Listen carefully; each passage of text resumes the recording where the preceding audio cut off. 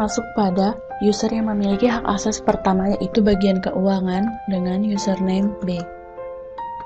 Dan masukkan passwordnya.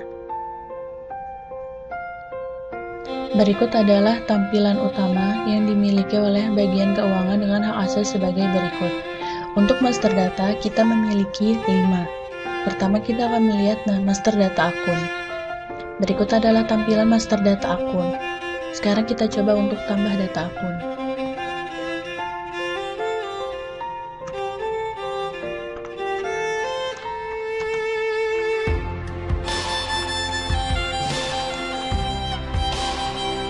Berikut ini adalah akun yang akan kita gunakan setelah tadi kita inputkan 6002 sebagai biaya listrik, air, dan telepon.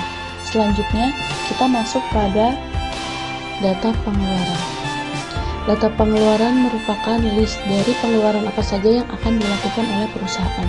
Selanjutnya kita tambah pengeluaran. ID pengeluaran dimulai dari angka 6 yang datanya diambil dari master data akun.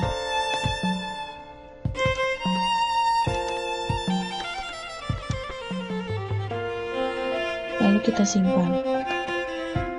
Setelah kita menyimpan data pengeluaran, kita masuk pada detail pengeluaran.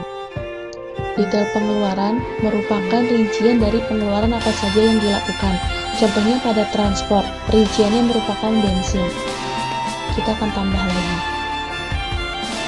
Untuk pengeluaran listrik, air, dan telepon, kita mengisi ID-nya dengan manual. Mengambil dari nomor 6002 ditambahin dengan strip 1 dan nama detailnya adalah PAM dan PLN. Lalu kita simpan. Untuk listrik, air, dan telepon dengan rincian PAM dan PLN. Selanjutnya kita masuk pada master data pendapatan. Master data pendapatan merupakan rincian pendapatan apa saja yang dimiliki oleh perusahaan. Kita mulai tambah pendapatan, ID pendapatan dengan angka 4. Kita isi dengan nama pendapatan.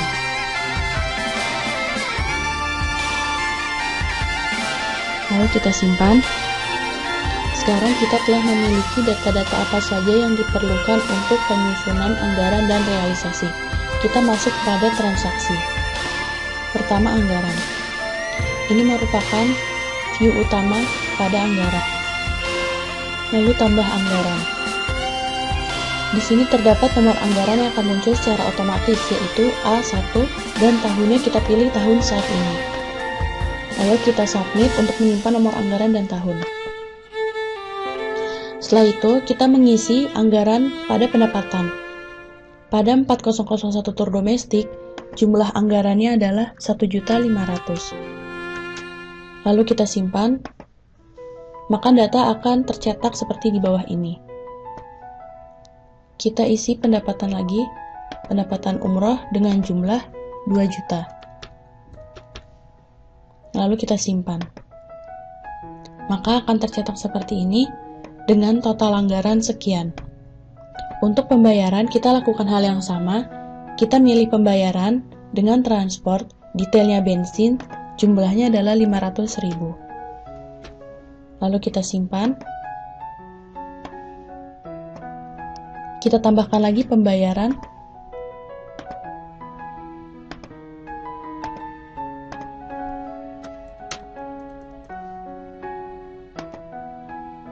Setelah kita memasukkan data anggaran seperti berikut, lalu kita simpan.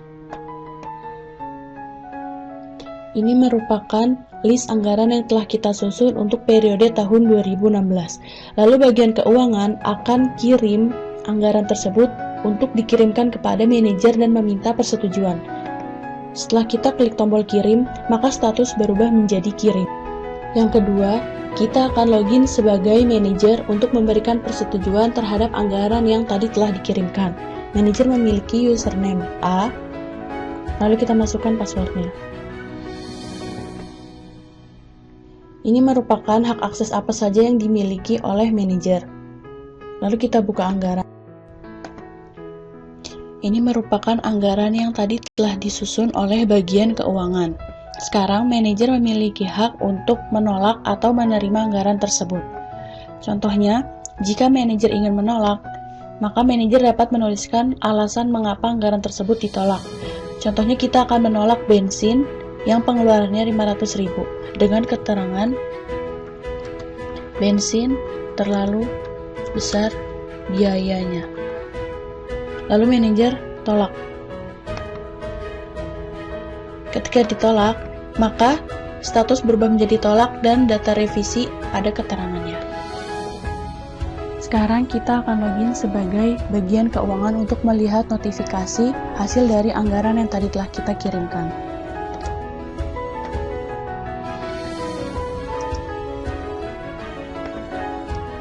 Kita dapat melihat di sini statusnya ditolak dan kita dapat melihat alasannya. Bensin terlalu besar biayanya. Maka kita ubah bagian bensin. Kita simpan. Lalu kita kirim lagi untuk bagian manajer. Setelah status berubah menjadi kirim, maka kita akan login sebagai manajer untuk melihat hasil revisiannya. Kita buka anggaran. Di sini kita dapat melihat bensin 300.000 telah diperbaiki dari yang tadinya 500.000. Jika data telah diperbaiki, maka manajer akan menerima anggaran untuk tahun 2016. Setelah klik data terima, maka status akan berubah menjadi terima. Kita masuk pada bagian keuangan untuk melihat notifikasinya lagi.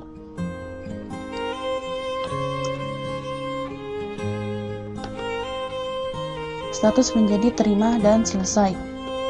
Ini merupakan anggaran untuk tahun 2016 yang siap dijalankan. Selanjutnya kita masuk pada transaksi, yaitu realisasi. Realisasi ada realisasi pendapatan dan realisasi pengeluaran. Realisasi pendapatan dilakukan oleh bagian keuangan dan realisasi pengeluaran dilakukan oleh staf. Kita input pendapatan. Nomor realisasi akan muncul secara otomatis P1 dan sini kita akan masukkan tanggal, tahun, bulan, dan tanggalnya berapa. Tahunnya kita ganti jadi 2016.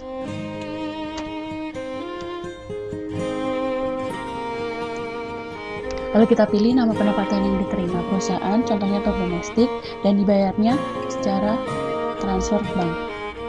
Dengan jumlah pendapatannya, contohnya 4 juta. Lalu kita simpan. Setelah kita simpan, maka form realisasi ini akan berubah lagi untuk form selanjutnya. Kita akan melihat data yang telah kita inputkan tadi pada lihat realisasi. Di sini kita lihat nomor realisasinya tadi P1 dengan namanya tur domestik, jumlah 4 juta dan tipenya pendapat. Selanjutnya, kita akan mengisi realisasi pembayaran yang dilakukan oleh staf.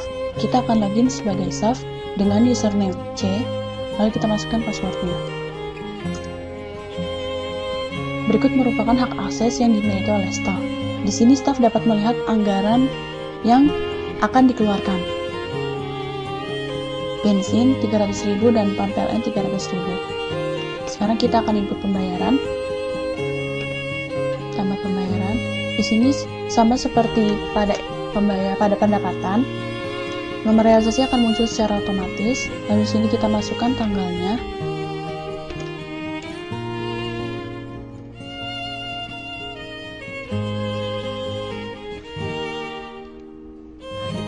Nama pembayarannya transport. Detailnya untuk bensin akan dibayar secara tunai. Jumlahnya 50.000. Lalu kita simpan. Pada pembayaran, staf memerlukan persetujuan dari bagian keuangan. Maka dengan jumlah sekian, keterangannya ada kirim. Ini kita kirimkan form pembayaran kepada bagian keuangan untuk dimintain persetujuan. Kita klik, maka status belum menjadi kirim. Lalu kita masuk pada bagian keuangan untuk memvalidasi pembayaran yang tadi. Validasi pembayaran. Di sini hampir sama seperti form anggaran. Bagian keuangan dapat memberikan alasan mengapa pembayaran tersebut ditolak. Misalnya karena bensin jumlahnya terlalu besar.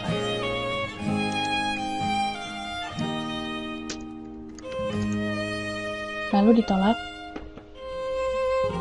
maka akan muncul alasan mengapa pembayaran untuk bensin ditolak. Selanjutnya kita akan masuk pada bagian staf untuk melihat persetujuan dari bagian keuangan. Kita lihat di sini bahwa statusnya untuk bensin tadi ditolak dengan alasan bensin terlalu besar biayanya. Maka staf akan mengubah jumlah tersebut menjadi lebih kecil, lalu simpan. Setelah diubah, maka staf akan mengirim lagi pembayaran tersebut. Statusnya berubah menjadi kirim. Lalu kita masuk lagi pada bagian keuangan untuk melihat revisian dari staf tersebut. Kita validasi. Ternyata bensin dengan jumlah 30.000 telah diperbaiki, maka selanjutnya kita akan terima pembayaran tersebut. Status berubah menjadi terima. Kita dapat melihat hasil realisasi tersebut di menu lihat realisasi. Di sini ada daftarnya bahwa pendapatan 4 juta dan beban 30.000. Sekarang kita akan lihat realisasi-realisasi tersebut pada laporan jurnal buku besar. Kita akan buka jurnal. Tadi kita melakukan realisasi pada bulan 4 di tahun 2016. Kita akan lihat jurnalnya. Kita mendapatkan pendapatan sebesar 4 juta dan biaya transport 50.000. Lalu kita masuk pada buku besar. Di sini contohnya kita akan melihat kode akun kas di bulan yang sama, yaitu bulan April.